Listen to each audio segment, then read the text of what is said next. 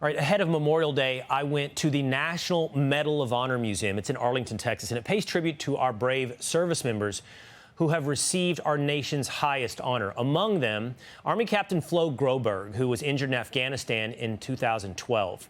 I wanted to take you inside this incredible museum and introduce you to a Medal of Honor winner.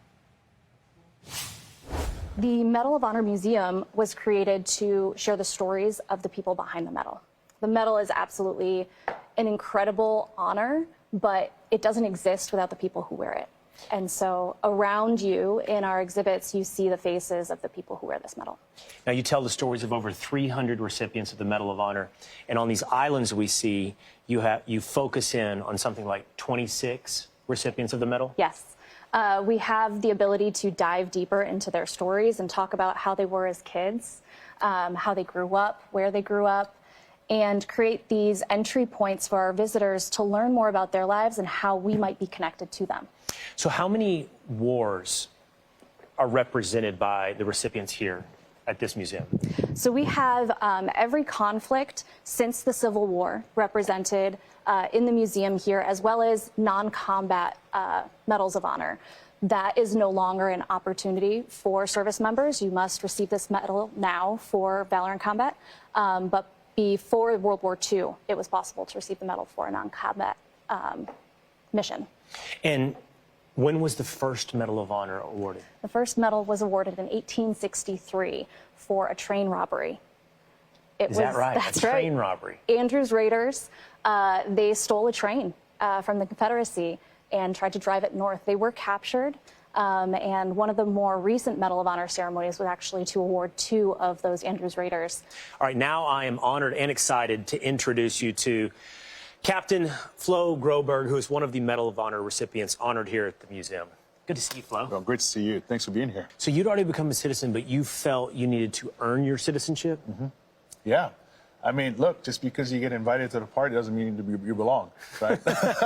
And so, to me, there's no easier way, really, and that's just the way I see it as an immigrant, to earn the right to be a part of something other than serving. You know, talk about me receiving the Medal of Honor, you have to talk about, honestly, the true heroes on that specific day.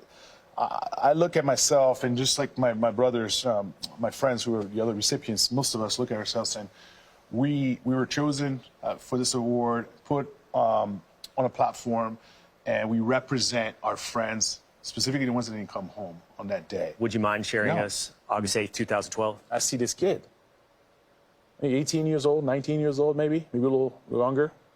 He's right out of nowhere, came out of nowhere. And he's walking backwards like this, and he just makes a move, and then he just starts going right at us. So at that point, I couldn't see a weapon, so I couldn't engage him. Everything in me said, threat, threat, threat. Can't shoot him, don't want to end up in Leavenworth because I shot maybe someone that's mentally challenged and didn't know what they were doing, and then I killed a civilian. So what's my escalation of force here? So what I did is I ran towards him, and I yelled at him, and he never looked at me. He was always looking past me. He had a target in mind, and he was looking past me. And when I got to him, I hit him with my rifle. And when I hit him with my rifle, I knew there was something wrong with him, and now I confirmed it. So I let go of my rifle, and I grabbed him by his chest. And what I confirmed at that moment is that he's wearing a suicide vest. And so I'm holding him by the suicide vest, and I'm yelling, bomb, bomb, bomb. This guy, Mahoney, he followed me right into it. So he's right there next to me. And I'm yelling, bomb, bomb, bomb. And all I can think about is, man, I got to get this guy as far away from everybody and as quickly as possible. Yeah. And so I threw him.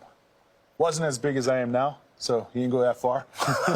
But, you know, got to get a little bit of humor in this situation. But he and Mahoney came and tried to, you know, help me, and he landed on the ground. And then the last thing I saw is when he landed chest first, I saw in his hand, he let go, and I saw something come out of his hand, and then everything went black.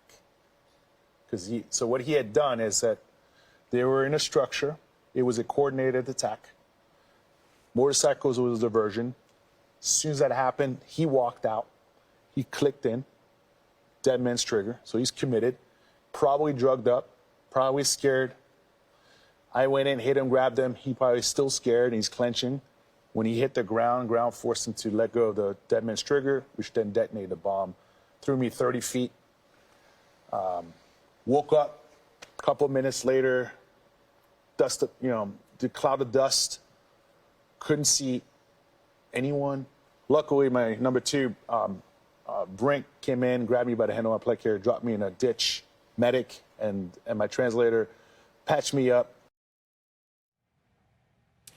I hope that translates, because it was incredible to meet Flo Goberg and have him tell his story.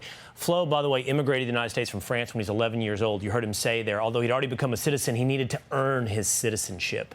And that's why he decided to enlist in the United States Army. He received the Medal of Honor.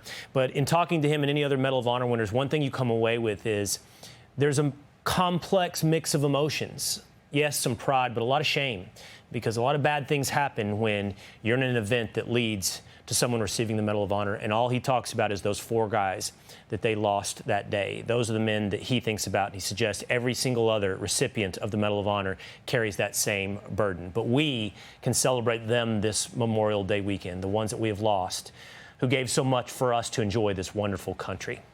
I hope if you're ever in Texas and going to a Dallas Cowboy or Texas Ranger game, you make time for the National Medal of Honor Museum. It's interactive, it's celebratory, it's full of stories of our nation's heroes. Hey, Sean Hannity here. Hey, click here to subscribe to Fox News YouTube page and catch our hottest interviews and most compelling analysis. You will not get it anywhere else.